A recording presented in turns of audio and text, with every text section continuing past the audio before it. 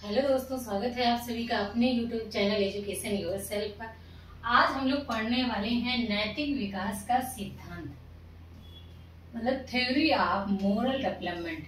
Theory of moral development किसने दी थी? ये दी थी हमारे लॉरेंस कोहलबर्ग। ये कहाँ के थे? ये अमेरिका के थे। इनकी डीओबी थी 1927 से लेकर के 1987 तक की। इन्होंने क्या बताया? इन्होंने बताया कि यदि किसी भी व्यक्ति को समाज में रहने के लिए पूर्ण रूप से स्वतंत्रता दी जाएगी तो व्यक्ति कहीं ना कहीं ऐसे असामाजिक कार्य करेगा। जब व्यक्ति असामाजिक कार्य करेगा तो इन्होंने बताया कि व्यक्ति को जो है एक मानक मतलब एक मर्यादा में रखना है, तो उसके सामने कुछ ना कुछ ऐसी सिचुएशन रखनी है जहां पर मानव के अंदर दुविधा उत्पन्न हो। जब दुविधा उत्पन्न होगी तो मानव क्या करेगा? अपने माइंड का यूज करेगा और दोनों में से अगर उसके पास कोई भी प्रॉब्लम आ रही है तो उसका सलूशन निकालने की वहां पर कोशिश करता है। मतलब व्यक्ति को पूर्ण रूप से स्वतंत्र नहीं छोड़ना है। यदि व्यक्ति पूर्ण रूप से स्वतंत्र हो जाएगा तो समाज में, यदि समाज का डर ही नहीं होगा तो फिर व्यक्ति क्या करेगा? चोरी करेगा। मतलब कि अच्छे या बुरे कार्यों में यहाँ पर क्या करने लगेगा? महत्व नहीं रह जाएगा कि क्या हमें मतलब चीजें प्राप्त करनी है तो अच्छी तरह से करनी है या बुरी तरीके से, मतलब बुरे कार्य को करना है या फिर अच्छे कार्य करना है। जब दोनों चीजें में डिफरेंट नहीं रहता है तो यहाँ पर डिफरेंट बनाने के लिए ही कोहलबर्ग ने कौन सा नियम यहाँ पर सिद्धांत दिया है? नैतिक विकास का सिद्धांत। कोहलबर्ग ने माना है समाज के नियम, जो समाज के नियम है, आदर्श एवं मानक के अनुसार अपनी मतलब खुद की स्वतंत्रता को क्या करना है? नियंत्रित करना है। मतलब कोई भी व्यक्ति होगा वो पूर्ण रूप से स्वतंत्र नहीं होगा, कहीं ना कहीं उसके अंदर स्वतंत्रता को मतलब है यहाँ पर ये स्वतंत्रता का मतलब है ये यहाँ पर ये है कि व्यक्ति मतलब मर्यादा में रहे, मतलब सामाजिक रहे। कोई भी व्यक्ति, हम यहाँ आप तो देखिए सामाजिक रहने के लिए हमारे ऊपर फैमिली का भी प्रेशर होता है, आस पड़ोस का रहता है, समाज का रहता है। लोग ऐसा क्यों नहीं करते? कई बार ऐसा होता है कि खुद से ही कई लोग ऐसे करते हैं, भाग के शादी करेंगे या ऐसे जब कार्य करने लगता है व्यक्ति तो क्या करता है? समाज उसका बहिष्कार कर देता है। जब बहिष्कार कर देता है तो लोग उसे अपनाते नहीं है, मतलब एक अलग ही नजर से देखते हैं। तो इसका मतलब व्यक्ति के अंदर कहीं ना कहीं क्या करना है? पूर्ण रूप से स्वतंत्रता को यहाँ पर नियंत्रित करना है। यही नियंत्रित करना क्या कहलाता है? नैतिकता कहलाती है। जब व्यक्ति नियंत्रित होगा तब क्या करेगा? वह कार्य ऐसे करेगा जो सामाजिक हो, ना कि असामाजिक हो। नैतिकता को जानने के लिए व्यक्ति को नैतिक दुविधा में रखा जाता है।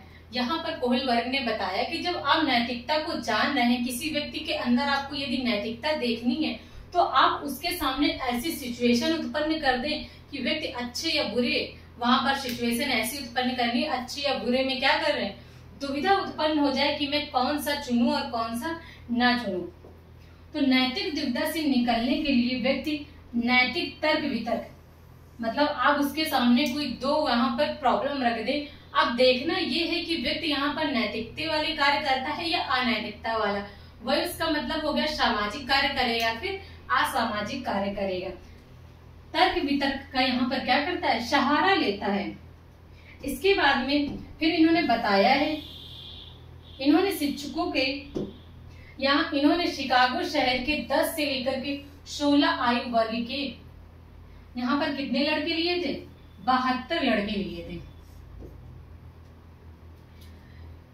जो हमारे कोहलबर्ग थे, इन्होंने शिकागो शहर के 10 ईयर से लेकर के 16 ईयर की एज के थे, तो इन्होंने 72 जो लड़के लिए यहाँ पर, तो उनके सामने क्या रखा? नैतिक दुविधा से, मतलब इसमें नैतिक दुविधा किस तरह से यहाँ पर प्रस्तुत करी थी?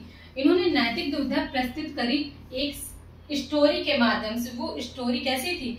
हेंज नामक व्यक्ति था और इसी में इन्होंने क्या किया? अपना सिद्धांत दिया। इसके बाद कोहलबर्ग ने बच्चों को सुनाया। कहानी के अनुसार हेंज नाम की जो व्यक्ति थे उनकी पत्नी थी, वे विशेष प्रकार से किससे पीड़ित थी? कैंसर से पीड़ित थी। ये उनके सामने एक क्या रखी जा रही है? सिचुएशन रखी जा रही है कि एक व्यक्ति है और उसकी पत्नी क्या है? बीमार है। जब पत्नी बीमार है उसको दवा लानी है।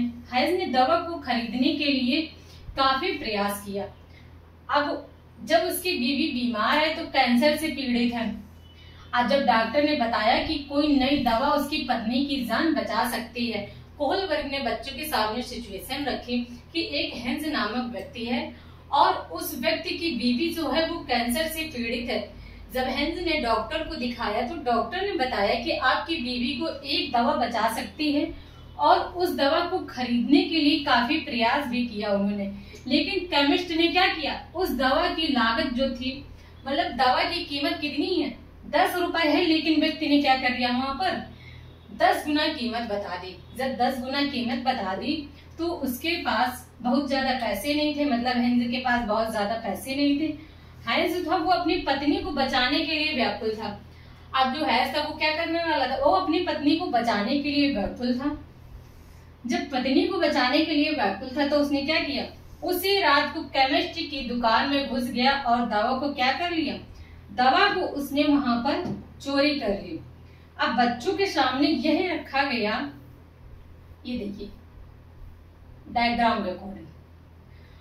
अब यहाँ पर जब इनकी पत्नी बीमार थी है इसकी, तो यहाँ पर डॉक्टर ने बताया कि अब मार्केट में एक ऐसी दवा आई है कि आप उसको ले आए तो उससे आपकी बेबी की जान बच सकती है। लेकिन जो केमिस्ट था उसने क्या किया, उस दवा कीमत 10 गुना बता दिया। अगर 10 रुपए की कीमत है तो 100 रुपए बता दी। अब हेल्थ के पास क्या इतना पैसा नहीं है कि वो क्या करे, दवा को खरीद सके। जब उसने पूरी रात सोचा तो उसके माइंड में काफी प्रकार की दुविधा होती रही, मैं चुरा लूं, ऐसा ना हो कि मैं जेल चला जाऊं। काफी सारी जब सिचुएशन उसके सामने आती रही, लास्ट में उसने अपनी सिचुएशन में ये सोचा कि मैं क्या करूंगा, केमिस्ट शॉप से वह मेडिसिन को चुरा लूंगा।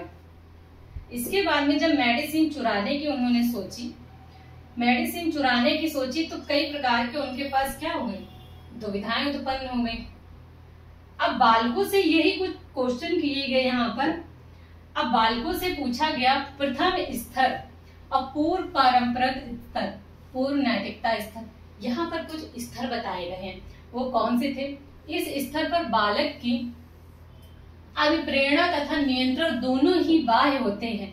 मतलब यहाँ पर सिद्धांत में आपको ये बताए गए हैं, यही आपके एग्जाम में आता है कि जो बालक है इसमें क्या करेगा।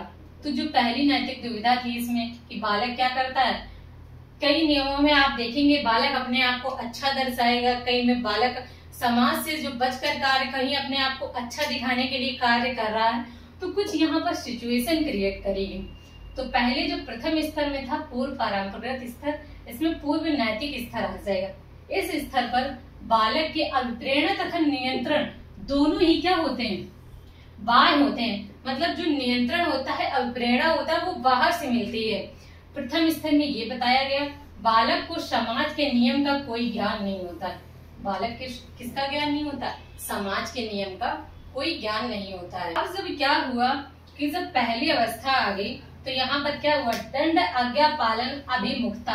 अब बालक को बताया जा रहा है कि बालक क्या करता है। जब यहाँ पर पहली अवस्था आ गई तो इसमें बालक दंड और आज्ञा पालन अभिमुखता, मतलब बालक के अनुसार इसमें क्या होता है, दंड से बचना तथा आज्ञा का पालन करना ही नैतिकता है। मान लीजिए आपने बालक से कोई कार्य कहा है कि मुझे पानी दो आकर, अगर बच्चा वो कार्य नहीं कर रहा है तो आप क्या सोचेंगे, आप शायद उसे मार रहे हो या फिर उसके अंदर कोई डर आ जाए कि मुझे अगर मैं पानी नहीं दे रहा हूँ तो हो सकता है मम्मी मुझे मारेगी। तो ये जो मारेगी वाला एक उसके मन में ख्याल आ गया, मतलब उसके अंदर क्या है, एक डर है कि मुझे अगर मैं पानी नहीं दूंगा तो मुझे यहाँ पर दंड से बचना, इसलिए पानी देना है, मतलब इसलिए वह अपने आप में आज्ञा का यहाँ पर पालन कर रहा होता है। इसके बाद में बताया गया दूसरी अवस्था में बताया गया कि साधनात्मक सापेक्ष अभिमुखता। इसमें बताया गया कि बालक के अनुसार यदि किसी कार्य को बदले कुछ लाभ होता है तो कार्य नैतिक कार्य होता है।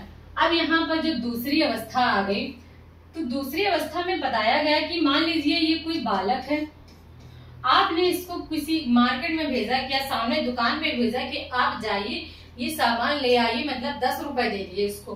जब आपने इसको 10 रुपए दिए, ये शॉप पर गया तो 5 रुपए की आपने इससे सामान मंगाई और 5 रुपए बोला कि आप ले लेना।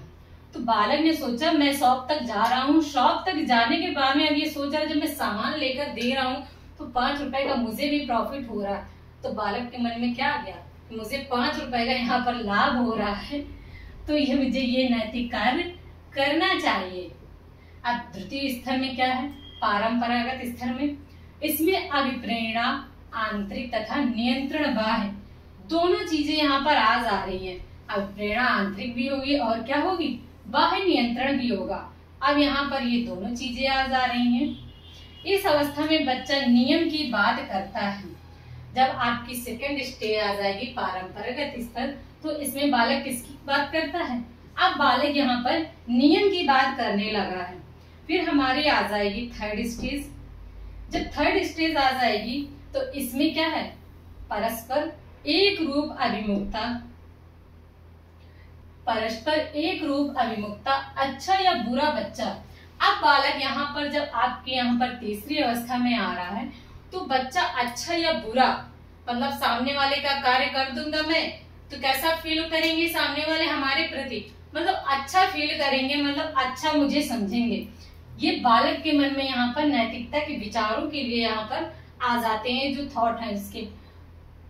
बालकों की नैतिकता बड़ों की आशाओं के अनुरूप कार्य करने की होती है। मान लीजिए किसी बच्चे ने सामने वाले का कार्य कर दिया, अब बालक से बोला कि मुझे यहाँ पर कोई सामान लाकर दे दो या घर पे खाना लाकर दे दो। बच्चे ने वो कार्य किसके लिए किया, बड़ों की आशाओं के लिए और अपने आप को अच्छा फील करने के लिए। मतलब मैं इन सबके सामने, नजरों के सामने कैसा हूँ, अच्छा बच्चा हूँ, यह फील कराने के लिए जब बच्चा कार्य करता है, तो तीसरी स्टेज में यही बताया गया है, परस्पर एक रूप अभिमुखता, अच्छा बुरा बच्चा, कि अगर कार्य नहीं कर रहा हूँ तो क्या हो जाएगा, यहीं पर सबके मन में फीलिंग आ जाएगी कि मैं बुरा बच्चा हूँ, अगर कार्य कर दे रहा हूँ तो मैं क्या हूँ, अच्छा बच्चा हूँ। फिर आ जाएगी हमारी फोर्थ स्टेज, चौथी अवस्था, इसमें अधिकार संरक्षण अभिमुखता। अब बच्चा क्या करने लगा, जब यहाँ पर चौथी अवस्था में आ गया कि समाज के सामने क्या कर रहा है, समाज का नियम सबसे ऊपर है, इसे हर हाल में मानना ही पड़ेगा, परिणाम चाहे कुछ भी हो। अब बच्चा यहाँ पर अधिकार की बात करने लगा है। मान लीजिए बच्चा क्या कर रहा है, अपने ही अधिकार, जो नियम बने हैं, नियमों के विरुद्ध नहीं जा सकता है।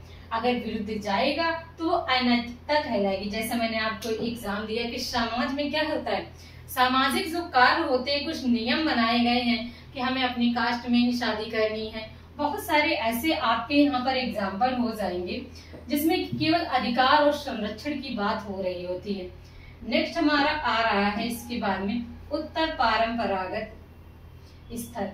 उत्तर परंपरागत स्तर में बताया गया है अभिप्रेरणा तथा नियंत्रण दोनों यहाँ पर कैसी हो रही हैं, आंतरिक हो रही है।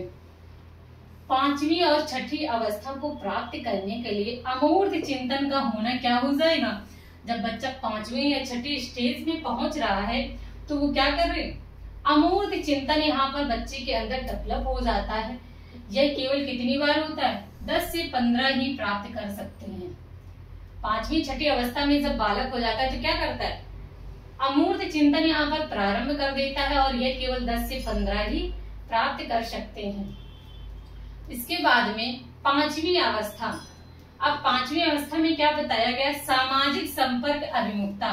सामाजिक संपर्क अभिमुखता क्या हो जाएगा कि जब समाज में बच्चा क्या आ जाए, समाज में जब बच्चा संपर्क करने लगे कि मैं कैसा दिख रहा हूँ, सामाजिक संपर्क में आने अपना बिहेवियर को, इन सबको बच्चे के अंदर कैसा हो जाती है, ज्यादा से ज्यादा नॉलेज आने लगे।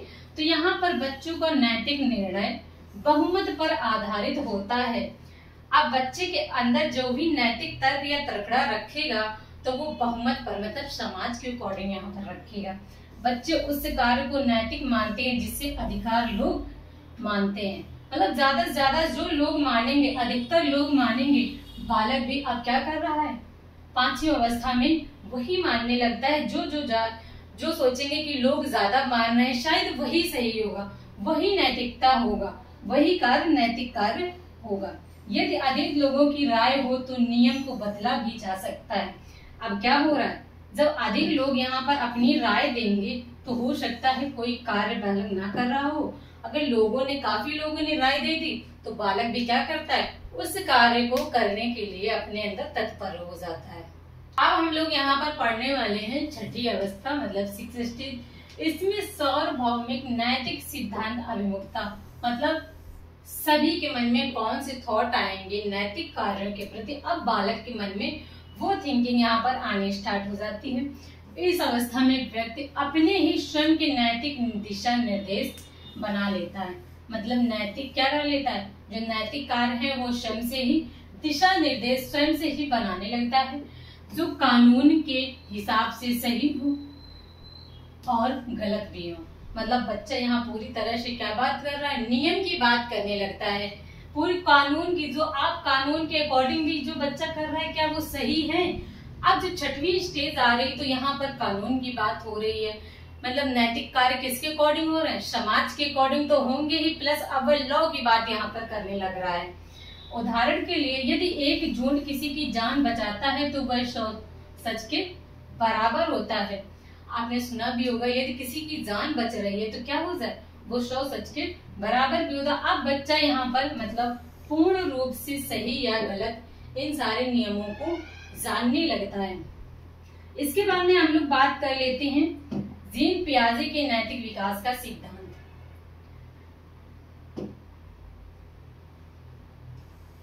जीन पियाजे का नैतिक विकास का सिद्धांत पियाजे ने 1932 में अपनी मशहूर पुस्तक the moral judgmental of the child में बताया कि बच्चों के जो नैतिक निर्णय के विकास में जीन पियाजे ने बताया है। उनकी बहुत ही फेमस बुक थी the moral judgmental of the child. इन्होंने बताया कि बच्चों के नैतिक निर्णय के विकास में एक निश्चित क्रम तार्किक पैटर्न होता है।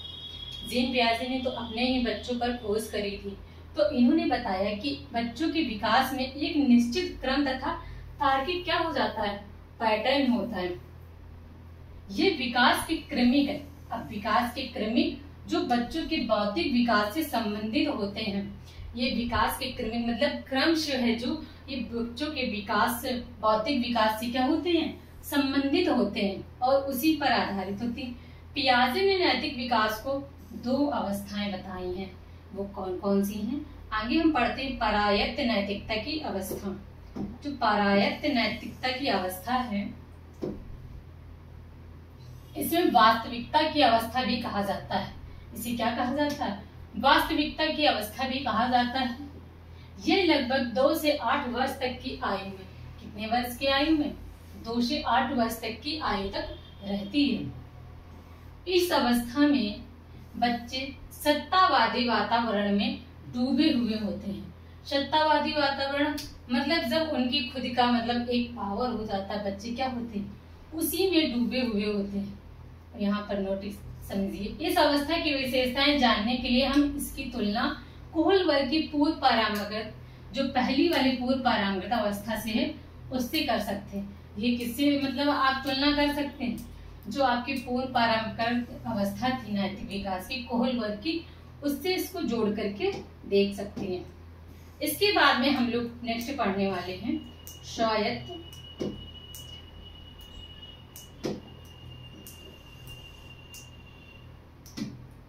स्वायत्त नैतिकता की अवस्था। अब ये स्वायत्त नैतिकता की अवस्था क्या हो जाएगी, ये अवस्था 9 से 12 वर्ष तक की आयु में प्रारंभ होती है। कितने वर्ष तक की, 9 से 12 वर्ष की आयु तक के बच्चों में ये प्रारंभ होती है। और इसकी तुलना हम कोहल वर्ग की पारंपरागत तथा उत्तर पारंपरागत अवस्थाओं में से कर सकते हैं। ये दोनों अवस्थाएं थी, वो कोहल वर्ग की अवस्थाओं से ये आप यहाँ पर तुलना कर सकते हैं और पूरी तरह से जान सकते हैं कि बच्चे यहाँ पर क्या क्या एक्टिविटी करते हैं। और स्वयं को इसमें क्या है, केवल नैतिकता से ही दिखाया गया है कि आप पूर्ण रूप से नैतिक जो कार्य को है। और बालक में इसमें जब कोहल वर्ग ने ये सिद्धांत दिया तो कई प्रकार से आलोचनाएं भी थी। आलोचनाएं ये थी कि इन्हें कोहल वर्ग ने बताया नहीं कि क्या इसमें लड़कियां भी शामिल करी गई, लड़कियों के लिए तो कोई भी नहीं। और जब ये बच्चों की एज की बात करें तो जब 10 से लेकर के 16 वर्ष तक के बच्चों की यहाँ पर बात की जा रही है, तो कई मनोवैज्ञानिकों ने बताया कि जब आप 10 साल 16 साल तक की बच्चों के लिए यहाँ पर ये सिद्धांत में आप सारे क्वेश्चन कर रहे बता रहे हो, तो क्या बच्चे सामाजिक हो जाते हैं पूर्ण रूप से? पूर्ण रूप से बालक यहाँ पर सामाजिक भी नहीं हो रहे। तो यहाँ पर कई प्रकार की लोहोरंस कोल वर्गीय क्या हुए, आलोचनाएं भी हुई। Thank you class.